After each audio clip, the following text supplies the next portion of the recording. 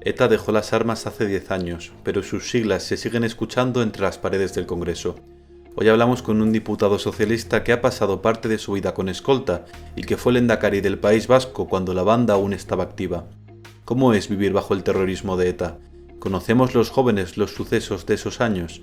¿Se puede llegar a perdonar? Hoy, en Tiempo de Diálogo, Patxi López. Bienvenido a Tiempo de Diálogo. Muchas gracias. Bueno, cuando tenías 27 años, fuiste elegido diputado. ¿Cómo fue llegar al Congreso por primera vez?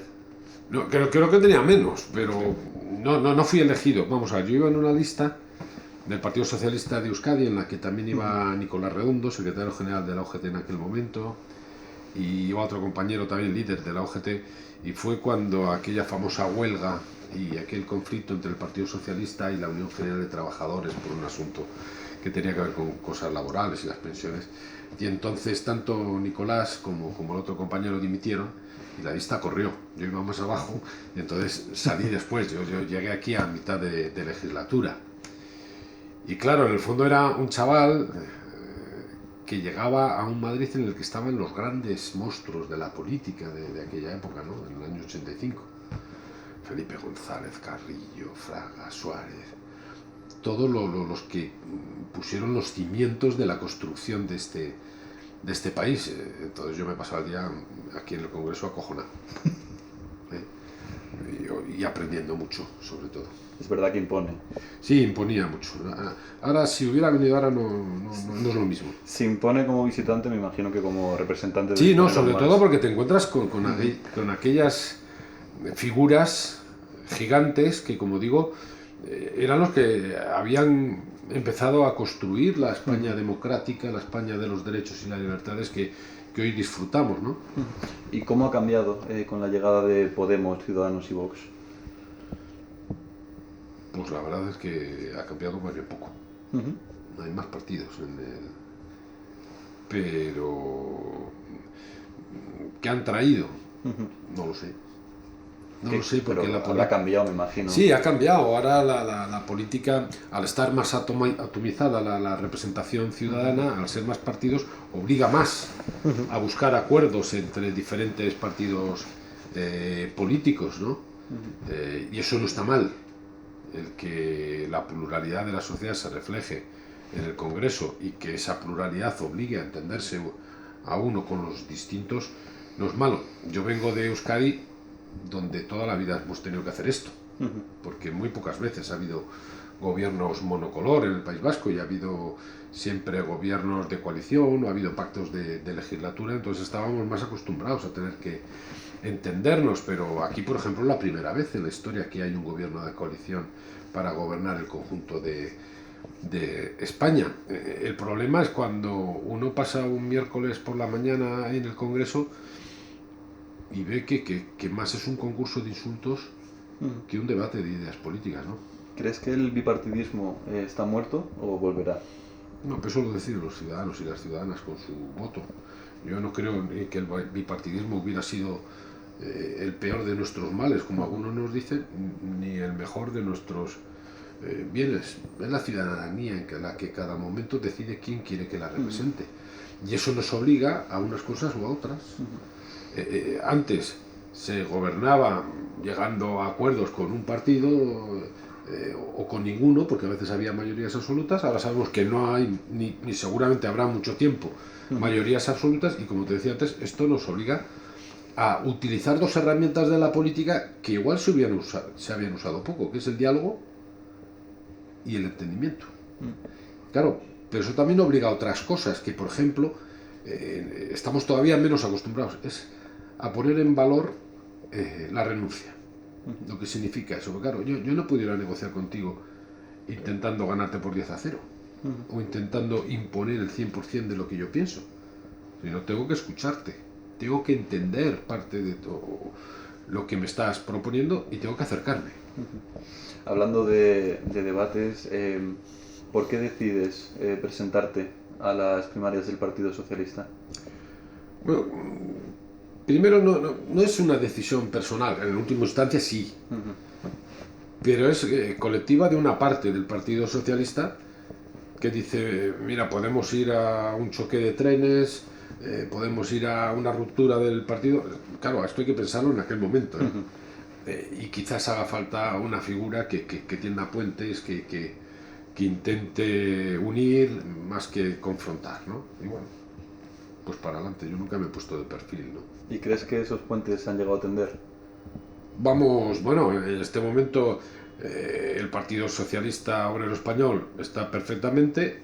Hemos llegado al gobierno, hemos ganado las 5 últimas elecciones y no estamos dedicados a ningún tipo de conflicto interno, ¿no? Luego han funcionado muy bien. ¿Cómo habría sido un PSOE liderado por ti? Nunca se sabe.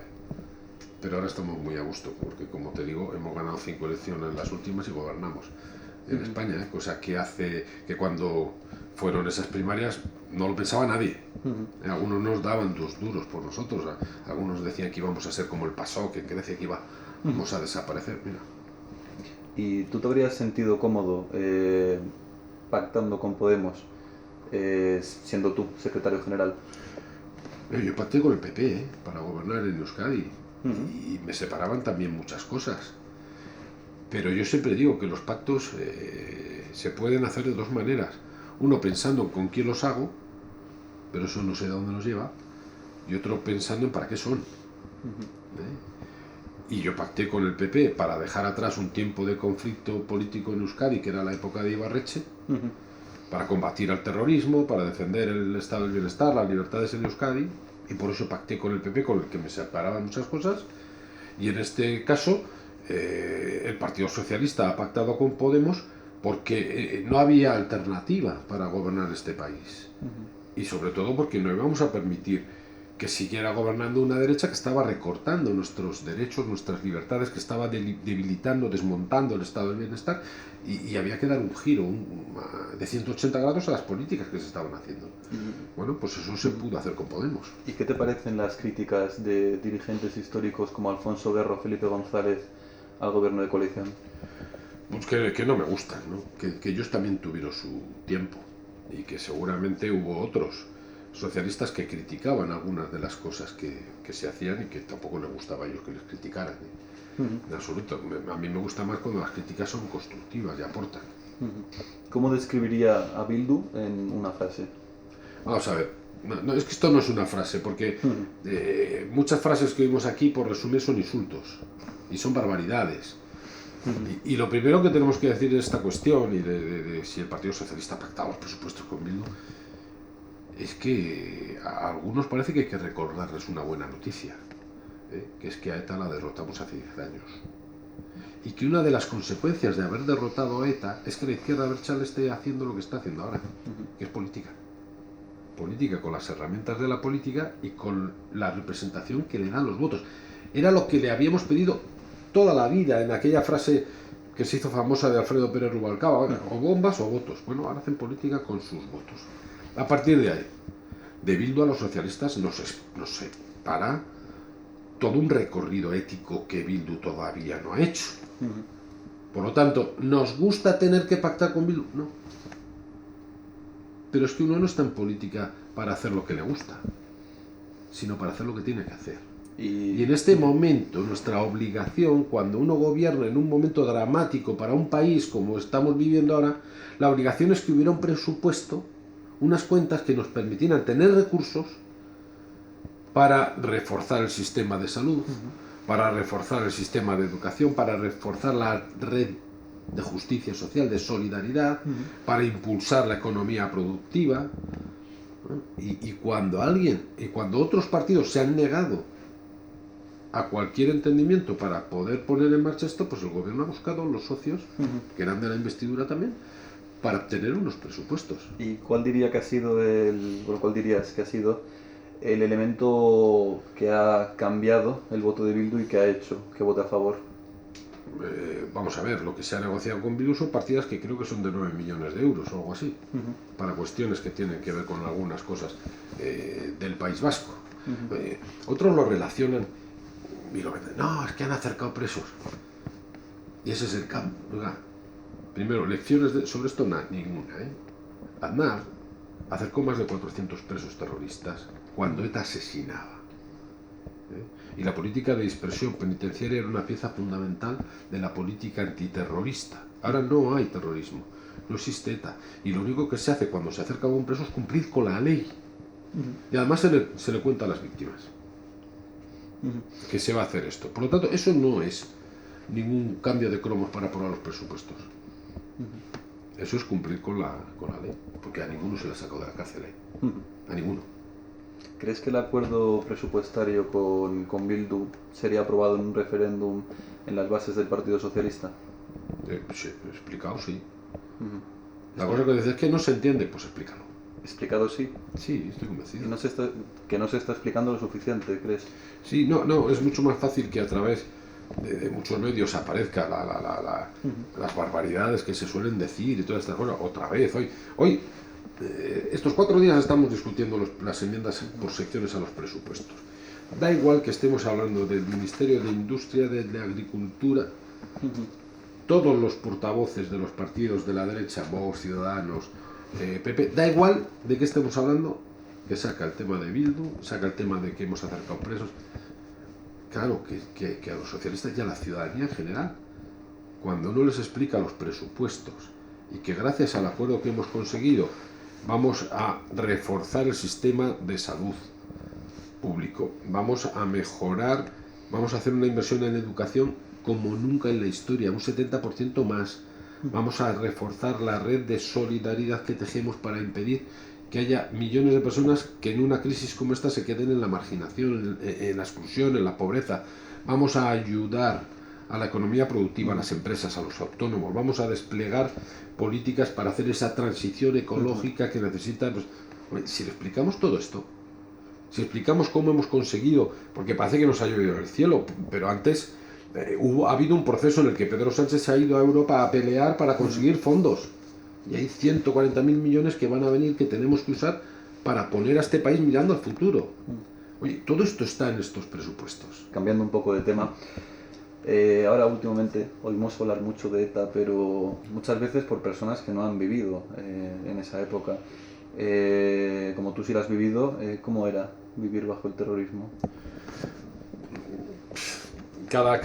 Seguro que cada vasco, cada vasca y cada amenazado ha tenido su historia particular y cada víctima es un mundo.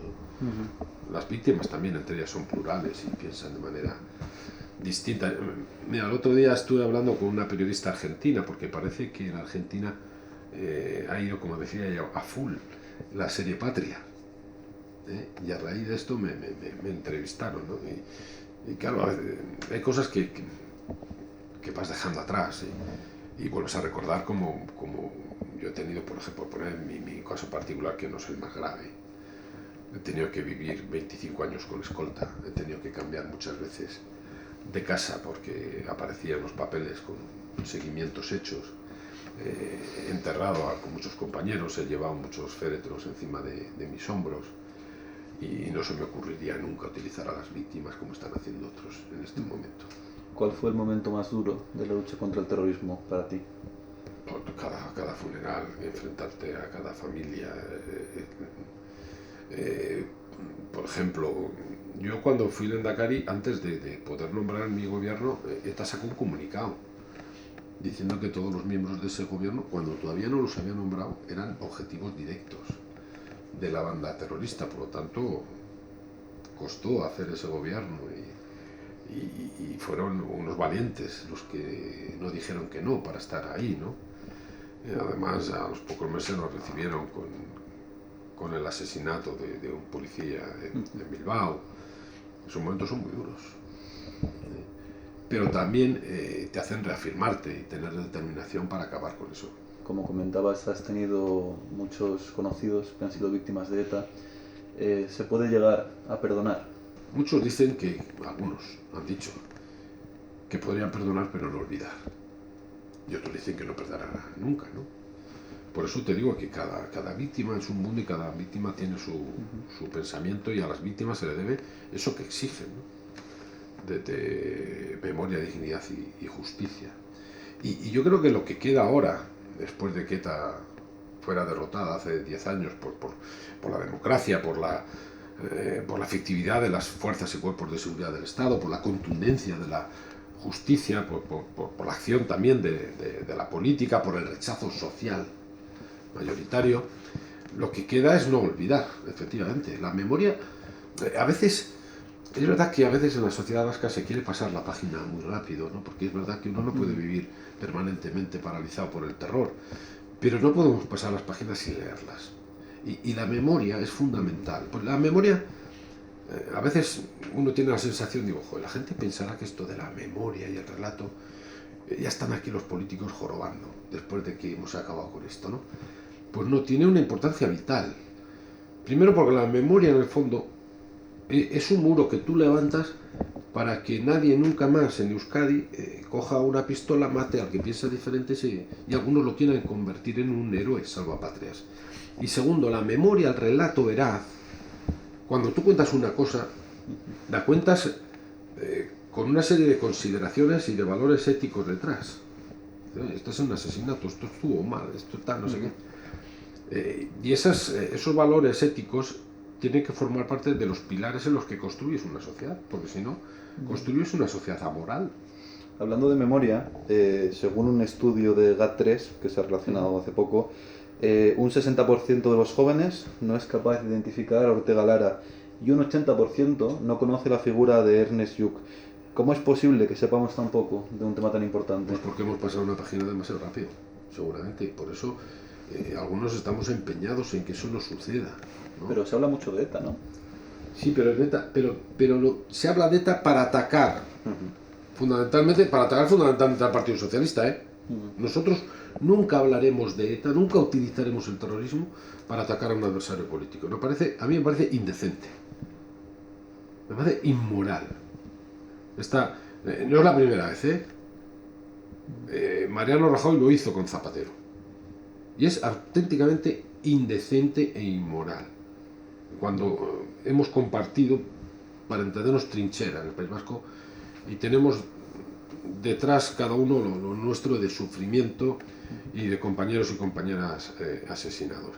Claro, pero hablamos de ETA, como te digo, para arrojarnos unos a otros, no para hablar de lo que de verdad pasó. Y lo que tampoco podemos permitir es que sea el mundo que apoyaba la violencia terrorista quien haga ese relato. Claro, porque en el relato hay gente que dice, es que hay muchos relatos, ya, pero en ninguno el asesino puede dejar de ser el asesino y la víctima puede dejar de ser la víctima, porque si no, entonces sí que seremos una sociedad inmoral. ¿Y qué se podría hacer para enmendar estos datos? Mira, nosotros en Euskadi incluso pusimos en marcha un programa que era que algunas de las víctimas del terrorismo fueran a los institutos a contar la realidad. Es verdad que las víctimas había que escogerlas para que no fueran a trasladar odio, porque eso tampoco es bueno para construir nada, sino que fueran a contar una verdad, como te digo, para que no vuelva nunca a pasar estas cuestiones. ¿Y qué le parece que el 20% de los españoles crean que ETA sigue activa? Es que me parece... Es que eso, también yo creo que algunas formaciones políticas han permitido hacer esto cuando utilizan a ETA para... Hoy hemos escuchado varias veces en el pleno, oye, estos presupuestos los suscribe ETA y los... Oiga, que ETA, como digo, la derrotamos hace 10 años, y es que la derrotamos además juntos, tendrían que estar contentos, orgullosos, decirlo como una magnífica noticia. Bueno, pues parece que algún nostálgico quiere decir que ETA está viva, que Bildu está en las instituciones, claro, pero no es lo que habíamos dicho toda la vida. Abandonen la violencia y hagan política con las herramientas de la política. Y luego tienen el respaldo que tienen. A veces porque hay actitudes de otros partidos políticos que quieren combatir ese mundo, que lo que hacen es darle alas.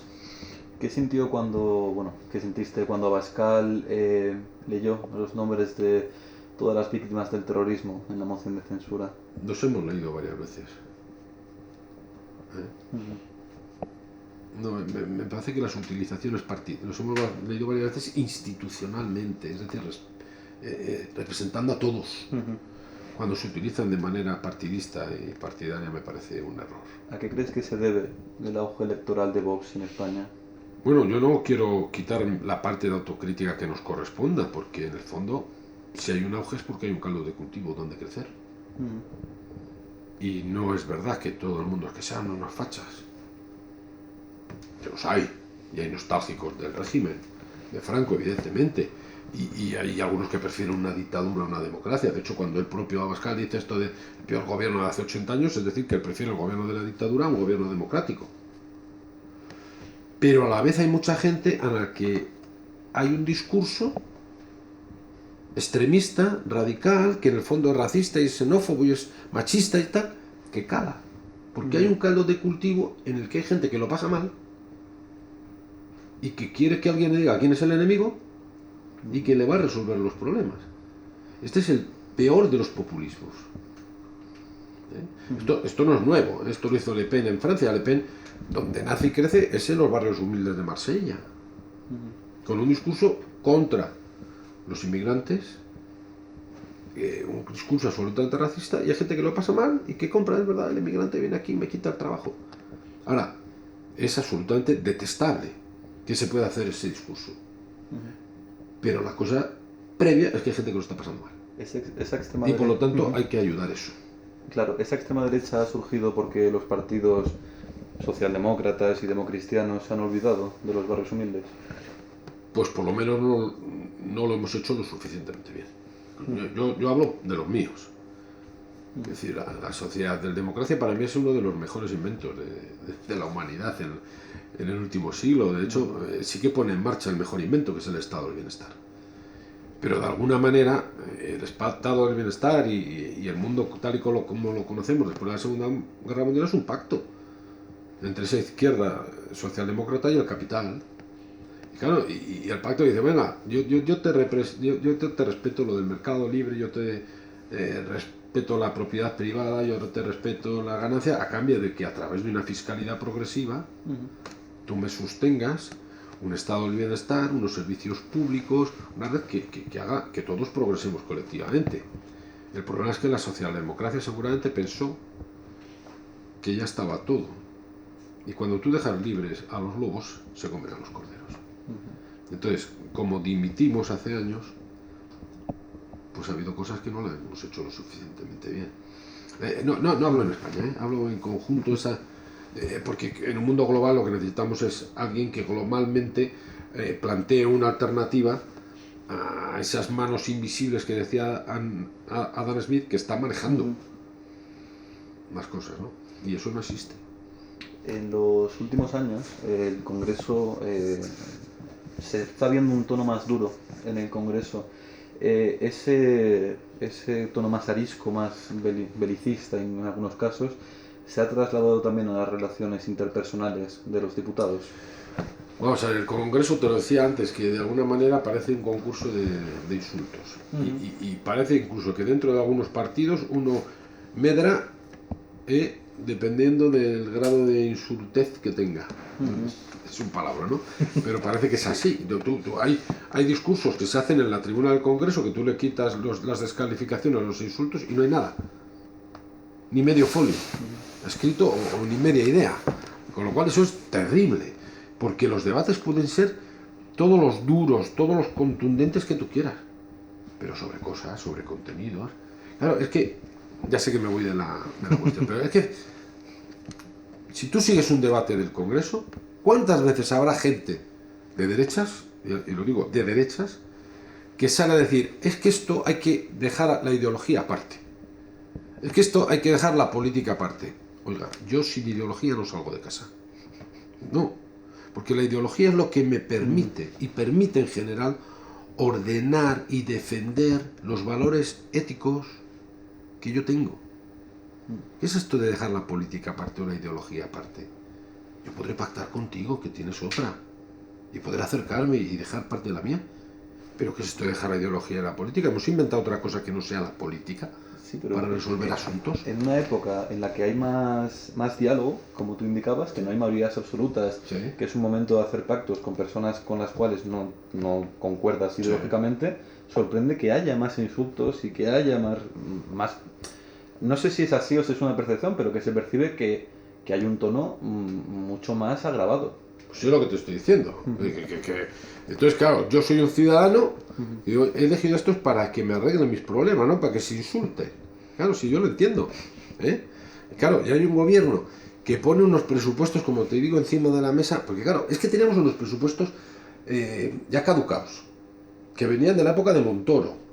Claro, unos presupuestos hechos en una época electoral que siempre se hacen un poco así chupiguays, pero que no tienen nada que ver con la crisis sanitaria, social, económica que estamos viendo en este momento. Luego necesitamos, como el comer, España, los españoles necesitan, como el comer, unos presupuestos que utilicen los recursos, los nuestros y los que vienen de Europa, para resolver los problemas que tenemos hoy. Los anteriores no valen. Oiga, ¿nos podemos sentar a hablar de esto? No. No, prefiero insultarte. Prefiero decir que te vas con Bildu para sacarlos adelante. Vale, he pactado con Bildu los presupuestos. ¿Me dice usted en qué está en contra? ¿De qué? Algo de lo que aparece en los presupuestos, ¿en qué no coincide? ¿En que subamos el 70% los recursos para educación? ¿En que reforcemos la sanidad? ¿En que...? Bueno, eso no te lo dicen, solo dicen, no, es que has pactado con Bildu. Ya, claro, porque tú no has querido. ¿En tu casa se habla de política? Es que estoy casado con una política. Sí. Entonces habla mucho, me imagino. Sí, sobre todo yo intento desconectar de vez en cuando, pero ella no puede. ¿Cómo has vivido la pandemia personalmente? Bueno, la verdad es que la pandemia hemos tenido que aprender mucho, ¿no? Políticamente, sanitariamente, socialmente. Claro, nosotros somos un país de vivir en la calle, de disfrutar de esto, y de repente nos recluimos todos en nuestra casa, ¿no? Y mucha gente apreció muchas cosas que antes no apreciaba. Y es verdad que desgraciadamente se nos pueden olvidar muy pronto, porque vemos como hay una provincia que abre los bares por primera vez, pues vamos todos. Pues podemos ir poquito a poco, porque si no igual podemos entrar en una tercera ola. Pero luego también es que verdad que tuve yo muy poco tiempo de esto del confinamiento, porque presidí la comisión de reconstrucción y entonces me tenía que venir de mi casa en Portugalete todas las semanas y pasarme aquí la semana. Venía con un salvoconducto cuando no se podía pasar y esto. Como comentas, has sido presidente de la Comisión para la Reconstrucción Social. Esta comisión se conoció mucho por irónicamente, por el conflicto que hubo al principio entre, si no me equivoco, Pablo Iglesias y Vox, si no me equivoco. Sí. ¿Cuál ha sido la conclusión más importante a la que has llegado? Por eso tú has dicho, al principio. Al principio. Y efectivamente, y además yo intervine y yo creo que a partir de ahí entendimos todos que mira, que no estábamos ahí para reproducir los insultos que a veces nos lanzamos en otro sitio, ¿no? Y que teníamos una obligación distinta.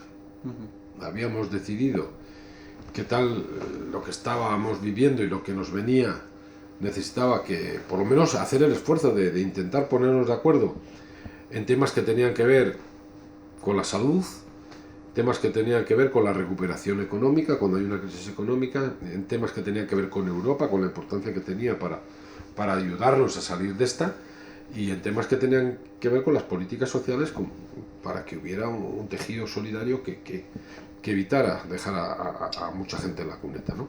¿Me puedes decir una idea concreta, simple, que hayáis consenso ante todos los partidos? Sí, todo un bloque de sanidad. ¿Y cuál ha sido para ti la idea más importante?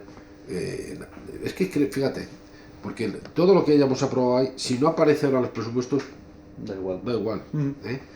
Y por eso lo más importante fue entender que teníamos que entendernos, fíjate. Más que poner una cosa en concreto. Y hubo cosas que no nos pusimos de acuerdo, pero entender que teníamos que entendernos por encima de nuestras apetencias particulares y partidistas seguramente fue lo más importante. Sí, pero luego parece que no lo habéis hecho, ¿no? Bueno, pero hay cosas en los presupuestos. Sí, ¿no? Sí. Como te digo, la atención primaria, el refuerzo del sistema de salud, el tema... quiero decir... Sí, pero el PP, Vox y Ciudadanos ¿tienen algo en los presupuestos?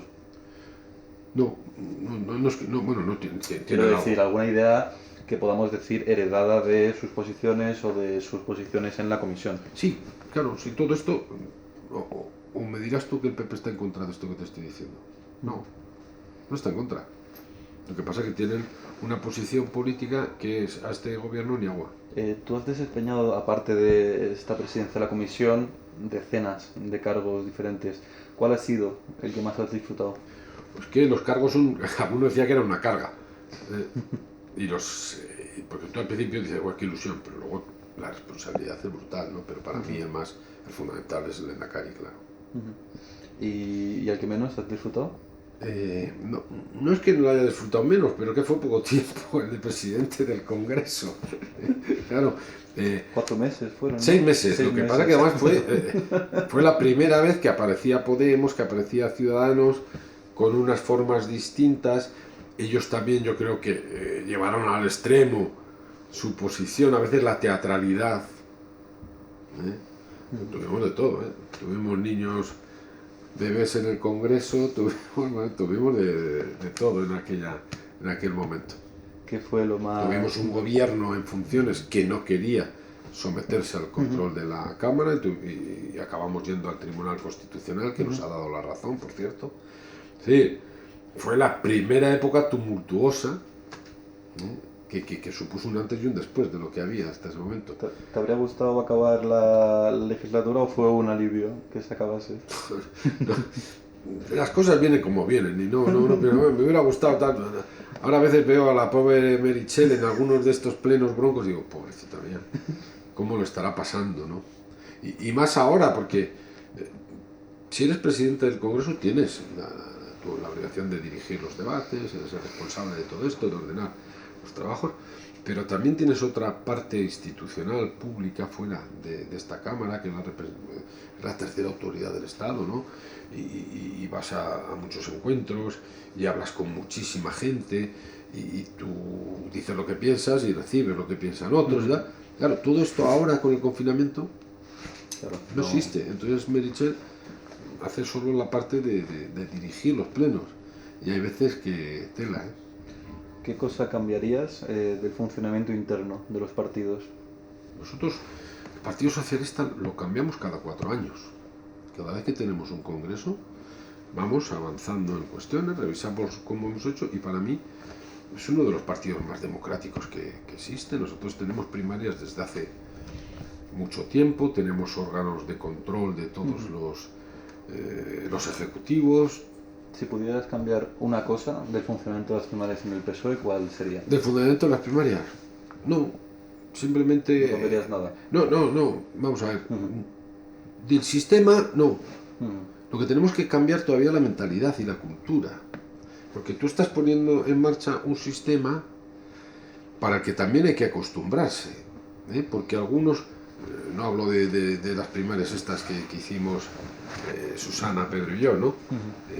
Pero las primarias han hecho muchos pueblos. Algunos han utilizado las primarias solo para cargarse al otro, en lugar de para que los afiliados elijan al que creen que es mejor.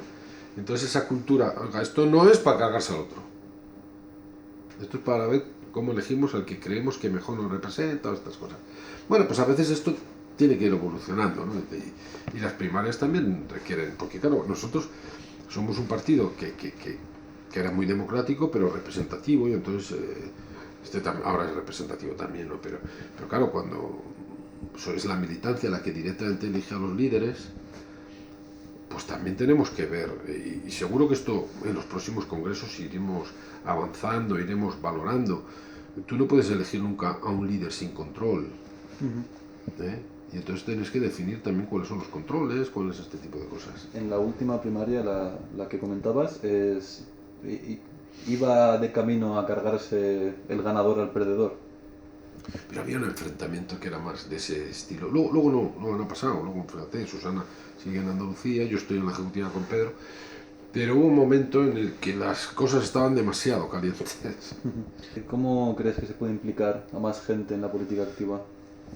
Pues es una buena pregunta, porque yo llevo toda la vida intentándolo, parece que no, pero yo creo que cuando mucha gente, yo no paso de política, es mentira, todo es política. En el fondo, lo que pasa es que hay mucha gente que se compromete en política, igual de manera sectorial, en ONGs, en ciertos colectivos, en movimientos vecinales, también todo eso es política, ¿no? Y muchas veces, cuando dicen, no, es que yo no me quiero meter en política, no quiero hacer política, ya, pero es que si no la van a hacer otros. Y pueden que la haga, pueden no, seguro que la van a hacer en contra de tus intereses. Y es más, si nadie se metiera en política, alguien al que no ha elegido nadie será quien decida todo. ¿Cómo te gustaría ser recordado en el futuro? No, eso son cosas para... Pues alguien que hizo lo que tocaba hacer en cada momento, de la mejor manera que sabía. Bueno, como ya hemos hablado, tú eres vasco, ¿qué es lo mejor de tu tierra? La gente. Porque todo lo demás es, quiero decir, el paisaje, la gastronomía, las tradiciones, la cultura. Eso estamos llenos en el conjunto de España. Y también de buena gente. Creo que el ser capaces de sumar eso con lo que hay en Euskadi, lo que somos en Euskadi, con lo que somos en Andalucía y en Cataluña y tal, es lo que hace que seamos un país magnífico. Por último, ¿cuál es la lección más importante para el futuro que hemos de aprender de la lucha contra el terrorismo? Que solo lo vencimos estando juntos. Pues muchas gracias por venir a Tiempo de Diálogo. Muchas gracias a todos por llegar hasta este momento. Suscribiros si queréis ver más vídeos o entrevistas como esta. Subimos vídeos todas las semanas. Muchas gracias por llegar aquí.